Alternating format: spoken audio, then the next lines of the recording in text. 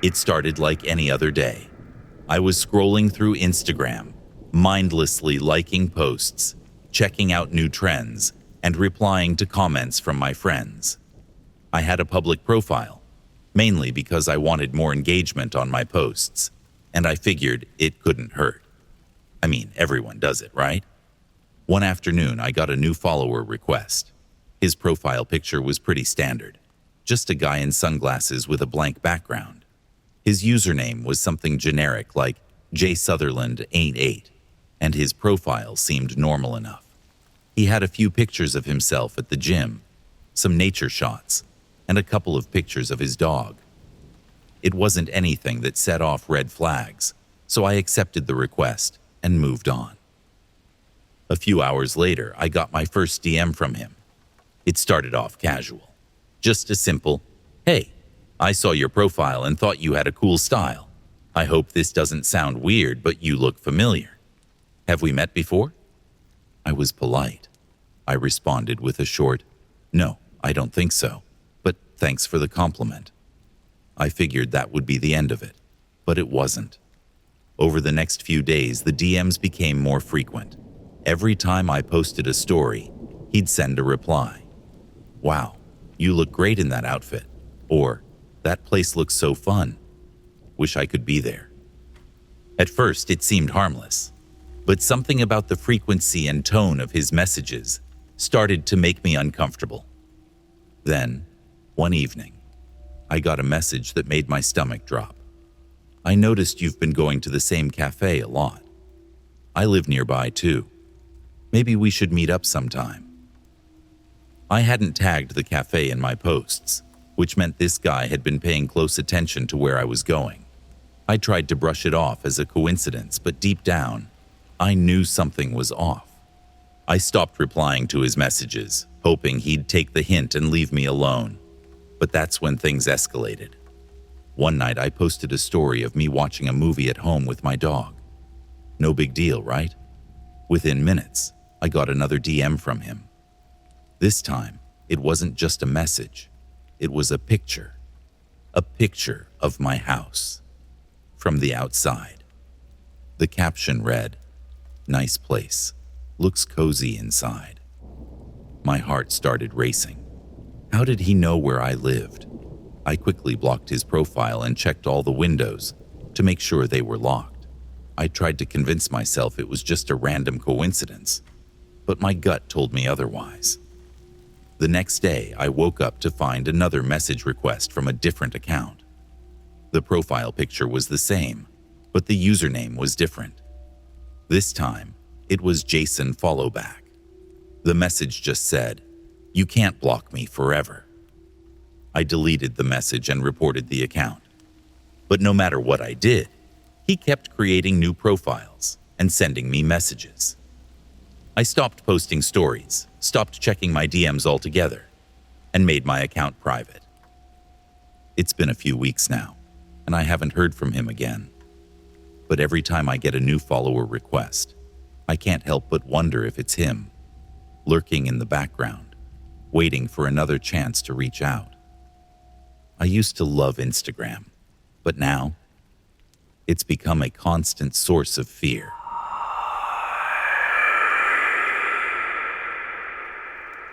Being a small-scale influencer has its perks.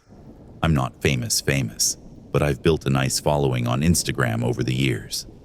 Most of my followers are super supportive, leaving sweet comments, engaging with my posts, and watching my stories. For the most part, it's a positive space. But there was one fan, in particular, who took things way too far. It started harmless enough. Her username was something like Starry Night Fan, and she was one of my most dedicated followers. She liked every post, commented on almost every picture, and even sent me a few DMs here and there. At first, it was flattering. It's always nice to have fans who genuinely support you, and I try to be polite and respond when I can. She seemed nice enough. We had casual conversations in the DMs about fashion, makeup tips, and the usual stuff. It wasn't weird, just a friendly fan interaction. But after a few months, I started to notice something off. Her messages became more frequent, almost as if she thought we were best friends. She started commenting on things I hadn't even posted about, like asking how my day was going or what I had for breakfast. Again, nothing alarming, just a little overfamiliar. Then came the gender reveal. My husband and I were expecting, and we decided to post a cute gender reveal video for our followers. I knew I had a personal connection with some fans, but I didn't expect what came next. A few hours after I posted the video, she sent me a long DM, paragraphs, actually. She was upset, almost offended, that I hadn't invited her to the event. I stared at the message, confused. I had never met this person in real life, yet she was acting like she was entitled to be part of such a personal moment. I responded politely, saying it was a small family gathering, and left it at that. She didn't reply, and I figured that was the end of it. A few months went by, and I noticed she wasn't as active on my posts anymore. Part of me was relieved, but it was strange not seeing her name pop up. Then, I made an announcement on Instagram. I was heading to Florida for a convention. Almost immediately, she slid back into my DMs. This time, she was overly enthusiastic, saying she lived just 20 minutes from the convention center, and we had to meet up. I tried to be nice about it, but I wasn't comfortable meeting her in person. I dodged the invitation with a vague, "We'll see if I have time," hoping that would be the end of it. Unfortunately, a few days before the trip, something personal came up, and I had to cancel my plans. I posted a quick update on Instagram, explaining that I wouldn't be attending the convention anymore. That's when things got weird. Within minutes, I received a furious message from her. She accused me of canceling the trip just to avoid her, saying things like, "I thought we were friends. Why would you do this to me? You owe me this." I was taken aback, but before I could even process it, another message came in. "You know what? I'll just come visit you in New York." I froze. She had mentioned in passing that she knew I lived in New York, but I never gave her any details. The idea of her showing up at my door sent a wave of panic through me. I didn't respond. I didn't know what to say. Her messages kept coming, though. "I'll be there next week. I can't wait to see you. Don't try to avoid me. I know where you live." At that point, I knew this wasn't just an overzealous fan anymore. It was a full-on obsession. I was scared, and my husband was too. We decided to contact the police. I showed them the messages, and they agreed it was serious.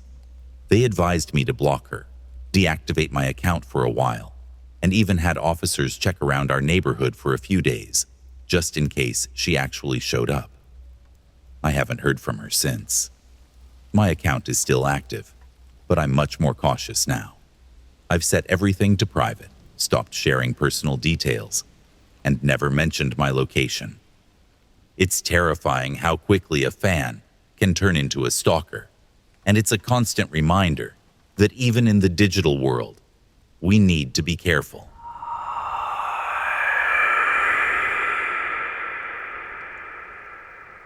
I've never been what you'd call a ladies' man.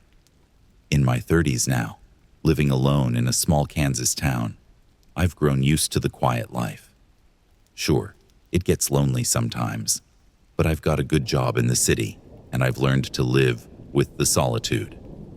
Still, it gets to you after a while. 10 years without a serious relationship will do that. I'd tried dating apps, met a few people here and there, but nothing ever stuck.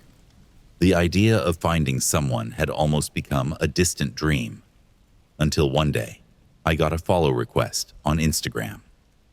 Her name was Maria, an attractive Latina woman with long dark hair, bright eyes, and a smile that could light up a room. I accepted her request, even though I didn't recognize her. Almost immediately, she messaged me.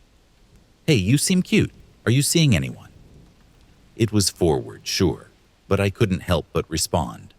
We chatted back and forth for a few weeks. She was charming, flirty, and somehow interested in me, of all people. I wasn't blind to the fact that it seemed too good to be true. I wasn't exactly a catch. And yet, here was this beautiful woman, calling me cute and asking if I wanted to be her boyfriend. I was hesitant, but I couldn't help myself. Loneliness has a way of making you ignore the red flags. After a few weeks of messaging every day, I finally asked her if she wanted to be my girlfriend. She said yes, and I'll admit, it made me feel like I was on top of the world. But then came the catch. She told me she still lived in Mexico and would love to come stay with me, but only if I sent her money up front for a plane ticket. That set off alarm bells in my head. I didn't want to believe she was using me, so I told her I wasn't comfortable sending money unless I could see her.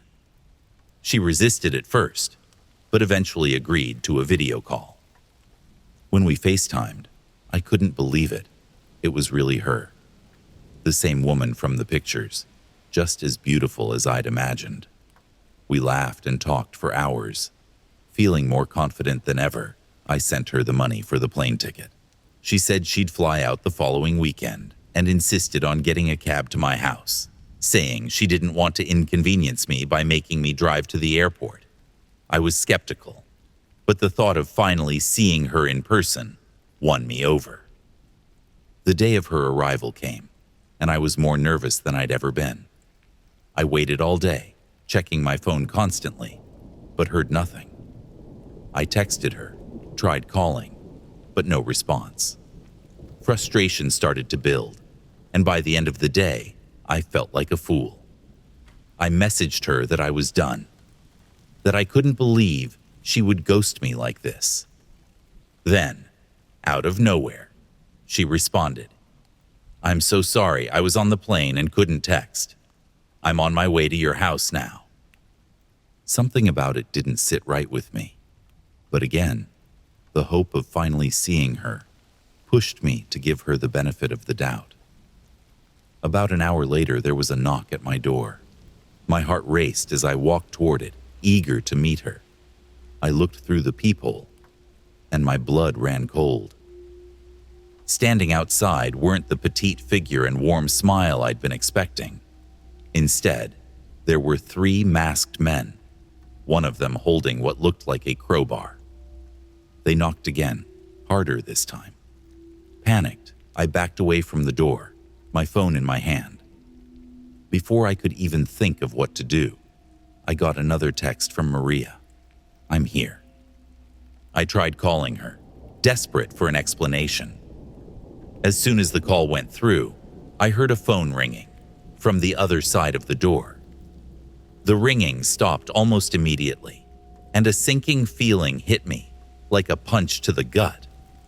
I bolted the door, ran to the back of the house, and called the cops.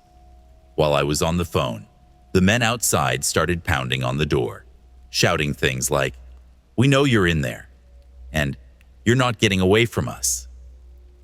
I hid in a closet, barely able to keep my hands from shaking.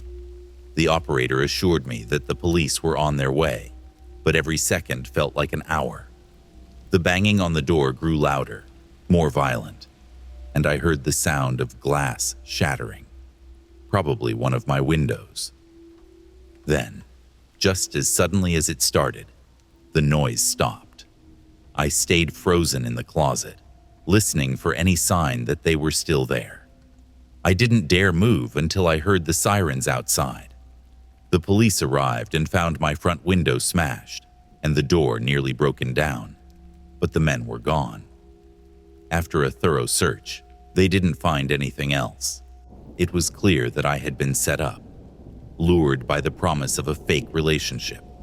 Also, these men could rob, or worse. The officers told me that Instagram scams like this were more common than I realized, but that didn't make me feel any better. I was lucky to have made it out without more harm. From that day forward, I've been more careful online. No more Instagram relationships, No more blind trust. I'd rather be lonely than nearly lose my life.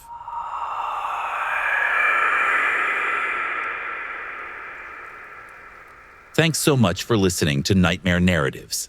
If you enjoyed this episode, subscribe to our channel and turn on notifications so you can be reminded when we post a new video every Tuesday at 10 a.m. Central Time. If you have a story you'd like to hear read on the channel, email it to us at officialnightmarenarratives@gmail.com. And you might just hear your story featured in a future episode. Thanks again for listening, and we'll see you next time.